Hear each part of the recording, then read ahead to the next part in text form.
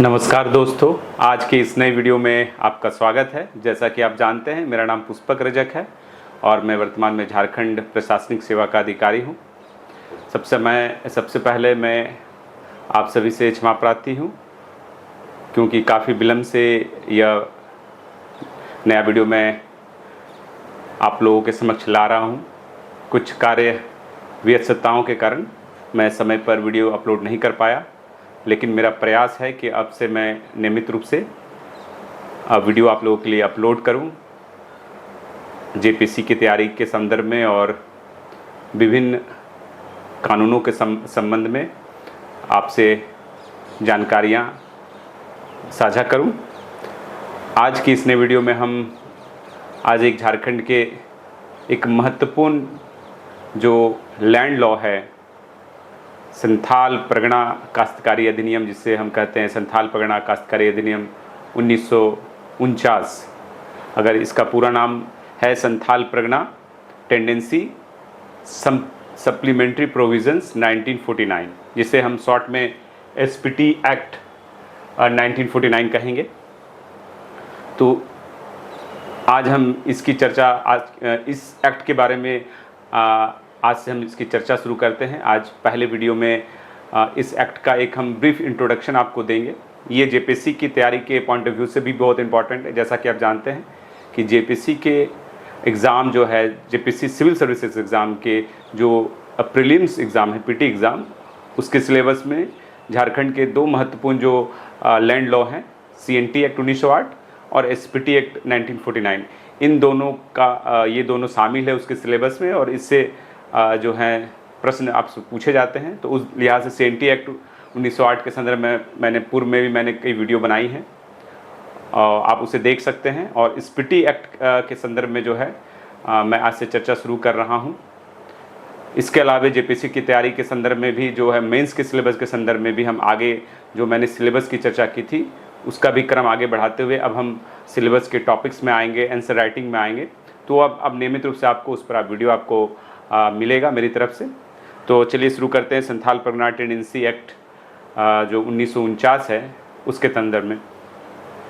तो मैं आपको कहूँ कि ये जो है झारखंड में दो जो सबसे महत्वपूर्ण लैंड लॉ हैं, जो झारखंड स्पेसिफिक लॉ हैं, एक तो सीएनटी छोटा नागपुर क्षेत्र के लिए सीएनटी एक्ट है और संथाल परगना प्रमंडल के लिए एसपीटी एक्ट है। तो ये एसपीटी एक्ट जो है संथाल परगना के जो 6 ज़िले हैं, जैसा कि आप जानते हैं संथाल परगना प्रमंडल में झारखंड में जो 6 ज़िले हैं, जिसमें आपके दुमका जिसका हेडक्वार्टर है, तो दुमका ज़िला, आपका देवघर, जामताड़ा, गोड्डा, पाकुड़ और साहेबगंज, ये 6 ज़िले जो हैं, ये इन 6 ज़िलों में यह एक्ट जो है, ये लैंड से संबंधित ये टेंडेंसी एक्ट लागू है। और यह जो अधिनियम है, यह 1949 का जो एक्ट है वो 1 नवंबर 1949 को लागू हुआ था। इसकी भी पृष्ठभूमि जो है, ये एक्ट क्यों लाया गया, इसकी पृष्ठभूमि भी कई मायनों में, कई रूपों में जो है सीएनटी एक्ट जो आया था 1908 में, मैंने उसकी चर्चा क्रम में जो पृष्ठभूमि आपको बताई थी, लगभग सिमिलर परिस्थितियां एसपीटी एक्ट के बनने के पीछे निहित हैं। जैसा कि आप जानते हैं छोटा नागपुर में आप उरांव और मुंडा जनजाति की बहुलता है।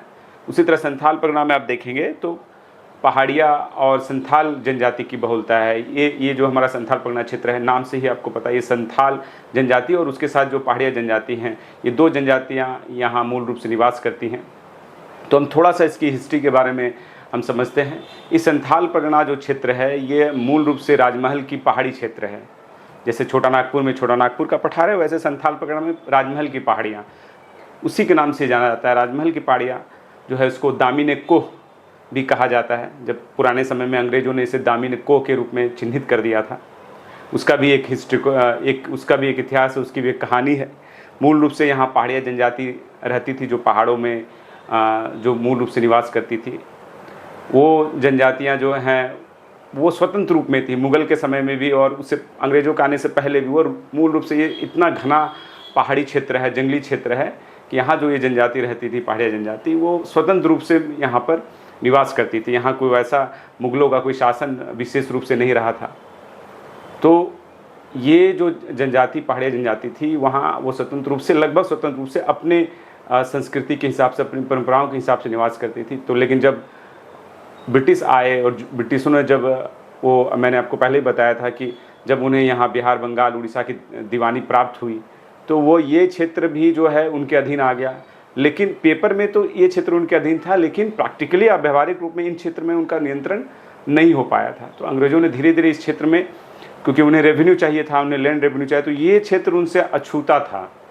तो वो इस क्षेत्र को एक अपना जो लैंड रेवेन्यू अर्न करने के लिए एक प्रोस्पेक्टिव क्षेत्र के रूप में देख रहे थे। और फिर उन्होंने धीरे धीरे इस क्षेत्र में उन्होंने अपना प्रवेश शुरू किया। तो उनका सबसे पहला भिड़ंत जो उनका पहाड़िया जनजाति से हुआ।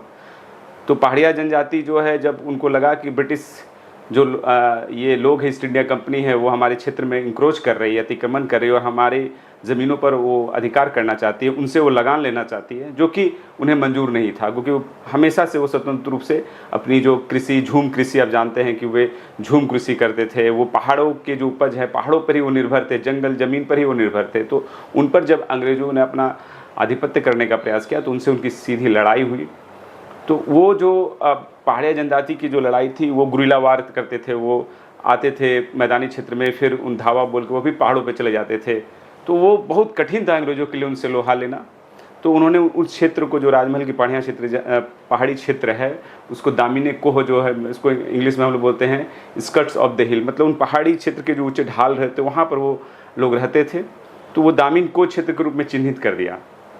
लेकिन क्योंकि उन क्षेत्र में अंग्रेज़ों को अपना अधिकार करना था, क्योंकि वो एक क्षेत्र था जहाँ वहाँ कृषि, उनको दिखता था कि बहुत फर्टाइल लैंड है, लेकिन अभी तक वहाँ कृषि हुई नहीं थी। तो जंगलों को काट कर वहाँ कृषि योग्य भूमि तैयार करना उनका उद्देश्य था, और वहाँ से वे जो है लगान, रेवेन्यू और अन्य संसाधनों पर कब्जा करना चाहते थे। तो उस क्रम में उन्होंने फिर संथाल जनजातियाँ वहाँ पर आके, उन्होंने वहाँ पर उनका जो है आगमन होना शुरू हुआ। आके वहाँ पर बीरभूम के क्षेत्र से, जो बंगाल के जो सटा हुआ है, संथाल परगना का जो क्षेत्र है वो बंगाल से सटा हुआ है, तो बीरभूम का जो क्षेत्र है, या फिर मानभूम जो धनबाद का क्षेत्र है, ढालभूम का क्षेत्र है, इन क्षेत्रों से जो है संथाल जनजाति वहाँ पर आके बसना शुरू हुई। क्योंकि वो जनजाति जो थी वो जंगलों को काट कर उन्होंने फिर खेत तैयार किया। खेत तैयार करके फिर वहाँ पर उन्होंने वो सेटल्ड होकर वहाँ पर कृषि करना संथाल जनजाति ने शुरू किया। तो पहाड़िया जनजाति और संथाल जनजाति, मूल रूप से संथाल परगना में ये दो जनजातियाँ हैं। पहाड़िया में भी आप माल पहाड़िया, सौरिया पहाड़िया, ये जो जनजातियाँ हैं वहाँ निवास करती हैं, और संथाल की जो जनजाति है वो यहाँ निवास करती है। लेकिन जब संथाल वहाँ आए, उन्होंने ज़मीनों को तैयार करके जो कृषि करना शुरू किया, और उनका भी वो सिस्टम वैसा ही था जैसा मैंने CNT एक्ट के चर्चा के में आपको बताया था कि वो भी कम्युनिटी जो राइट्स पे बिलीव करते थे। उनका कोई इंडिविजुअल्स नहीं होता था कि कोई एक संथाल का इंडिविजुअल प्राइवेट लैंड, वो पूरा संथाल जो कम्युनिटी होती थी, उनका जो अपना एक समूह होता था, उनका एक सामूहिक अधिकार होता था, वो सिस्टम उनमें चलता था। उनका एक ट्रेडिशनल सिस्टम था, प्रधान, मांझी और ये सब जो सिस्टम है वहाँ पर परगनेत, ये जो ट्रेडिशनल सिस्टम के हिसाब से वहाँ पर शासन होता था। लेकिन अंग्रेज़ों ने जो है जब उन पर लगान अधिरूपित करना शुरू हुआ, उनसे मतलब लगान लेने के उद्देश्य से फिर उनका शोषण शुरू हो गया।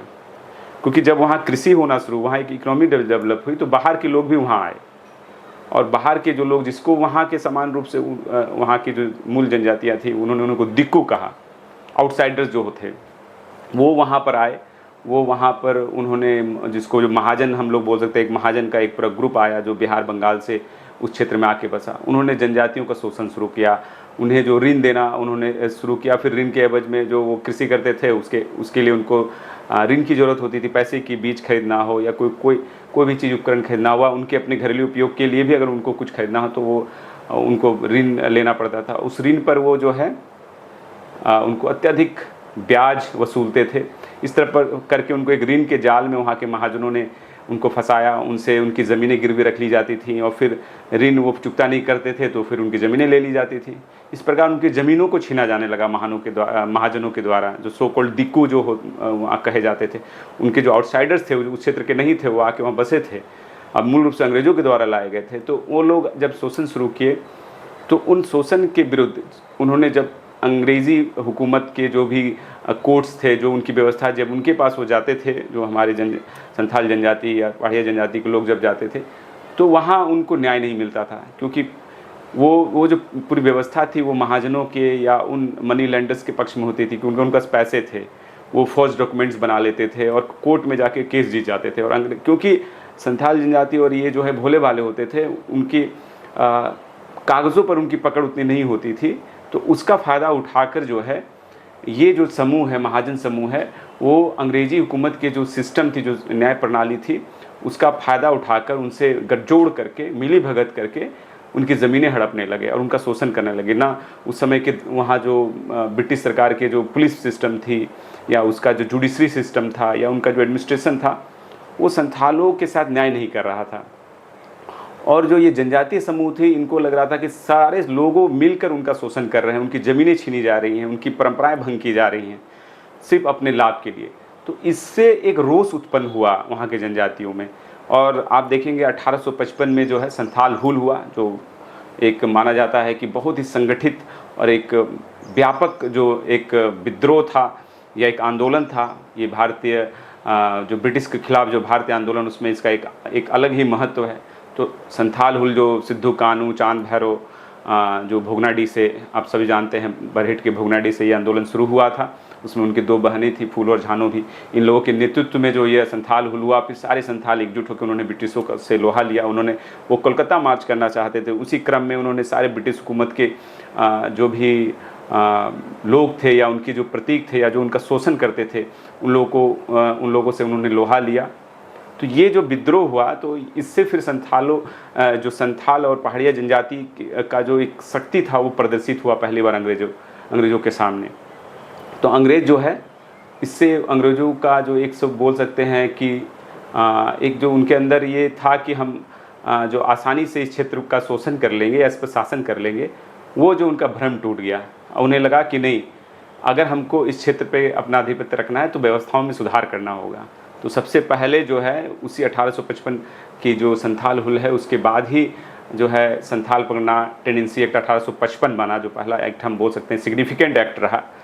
तो उस एक्ट में जो है पहली बार संथाल परगना टर्म्स सबसे पहले आया। पहले उसको दामिन कोह कहा जाता था। उसके बाद 1855 के एक्ट में संथाल परगना डिस्ट्रिक्ट बना दिया गया। इस पूरे क्षेत्र को डिस्ट्रिक्ट बना दिया गया। पूरा संथाल परगना एक डिस्ट्रिक्ट बनाया गया। और उसमें फिर जो है इसको नॉन रेगुलेशन डिस्ट्रिक्ट बोला गया। नॉन रेगुलेशन का सीधा अर्थ है कि अब इसके लिए स्पेशल कानून, अब जो अंग्रेजों के जो जनरल कानून थे, जो बाकी क्षेत्रों में, बंगाल प्रेसिडेंसी के बाकी क्षेत्रों में जो उनके जनरल कानून थे, उनकी कोर्ट्स अलग होती थी, उनका रेवेन्यू कलेक्शन का सिस्टम अलग था, उनका मजिस्ट्रेट का सिस्टम अलग था, जो बंगाल प्रेसिडेंसी के अलग अलग क्षेत्र, जो शेष क्षेत्रों में चलता था, वो अब संथाल परगना में लागू नहीं था। यहाँ के लिए अंग्रेजों ने फिर यहाँ के परिस्थितियों के हिसाब से, यहाँ के कस्टम्स के हिसाब से स्पेशल जो है कानून, रूल्स बनाना शुरू किया। इसलिए इसको नॉन रेगुलेशन डिस्ट्रिक्ट बताया गया। तो ये सबसे पहली बार स्पेसिफिक वहाँ से शुरू हुआ कि संथाल परगना क्षेत्र के लिए अलग कानून हो। और वहाँ पर फिर जो डिप्टी कमिश्नर, जो डीसी होते हैं, उनका पद जो पहली बार आया, और उनको जो है बहुत व्यापक शक्तियाँ दी गई। उन्हीं के अंदर जो है जुडिशियल पावर्स उनको दिए गए, मजिस्ट्रेट्स के पावर, एक ही व्यक्ति में सारे पावर्स दिए गए ताकि वो डायरेक्ट कंट्रोल कर सके।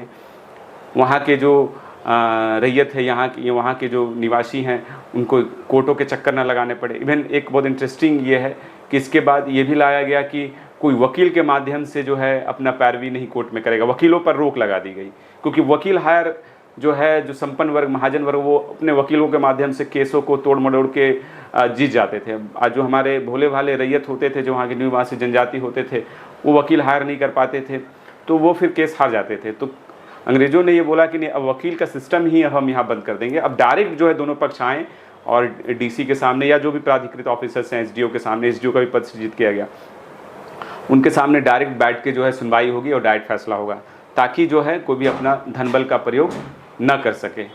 तो ये वहाँ पर सुधार 1855 में किया गया।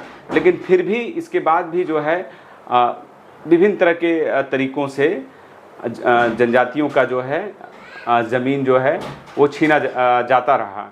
उसके लूपहोल्स बंधक बना, भुगत बंधक बनाकर, ज़मीनों का बंधक रख कर, ऋण लेकर, तरह तरीके से। या फिर ये भी होता था कि उनका इतना शोषण कर लिया जाता था कि फिर वो ज़मीन जो है ज़मींदार को वो वापस करवा दिया जाता था, और फिर वो ज़मींदार किसी दूसरे को सेटल कर देते थे। तो इस प्रकार से ये सिलसिला जो है सुधारों के बाद भी चालू रहा। फिर जो है 1872 में एक important Santhal Pargana settlement regulation आया, जिसके तहत पहली बार जो है रिकॉर्ड्स ऑफ राइट तैयार हुआ। कि ये दस्तावेजीकरण किया गया कि किस ज़मीन पे किसका अधिकार होगा, किस तरह का अधिकार होगा, उसके सारे अधिकारों को, हर ज़मीन पे किस रैयत का अधिकार है और उसका क्या अधिकार, ये सबको पहली बार दस्तावेज रिकॉर्ड सरप्राइज, जिसको हम लोग खतियान बोलते हैं, वो तैयार करने की व्यवस्था की गई। तो ये पूरी कहानी के बाद, इसके बाद जो है सबसे इम्पॉर्टेंट जो है ये एसपीटी एक्ट 1949 आया, जिसमें स्पेसिफिक जो है सारी चीज़ों को एकदम जितने लूफोल्स हैं उनको बंद करने का प्रयास किया गया और कुछ ऐसे प्रोविजंस किए गए ताकि संथाल परगना में किसी रैयत के ज़मीन को कोई आउटसाइडर नहीं ले पाए, किसी भी रैयत को अब उसकी ज़मीन से बेदखल न किया जा सके। ऐसा स्ट्रिक्ट रेगुलेशन जो है 1949 में लाया गया है और इस मायने में ये सीएनटी एक्ट से भी ज़्यादा कठोर कानून है। सीएनटी एक्ट में तो कुछ सेक्शंस में ये प्रोविज़न है कि कुछ निर्धारित शर्तों के अधीन आप ज़मीन का ट्रांसफ़र हो सकता है, लेकिन एसपीटी में जो है और भी स्ट्रिक्ट प्रोविज़न है कि ज़मीनों का हस्तांतरण जो है एकदम प्रतिबंधित किया गया है जब तक कि आपका खतियान या रिकॉर्ड्स राइट परमिट नहीं कर देता कि भाई ये ज़मीन ट्रांसफ़र की जा सकती है, तब तक वहाँ किसी की भी ज़मीन आप कोई भी ले नहीं सकता है। उसमें सेक्शन 20 जो है, धारा 20 एसपीटी एक्ट के, वो बहुत महत्वपूर्ण है। उस पर हम चर्चा करेंगे, क्रम दर क्रम उस पर हम चर्चा करेंगे अपने नेक्स्ट वीडियो में। हम इस एक्ट के जितने भी महत्वपूर्ण सेक्शन है उस पर हम अलग अलग वीडियो में आपसे चर्चा करेंगे। तो ये एसपीटी की कहानी है। तो आज के लिए इतना ही, बहुत बहुत धन्यवाद।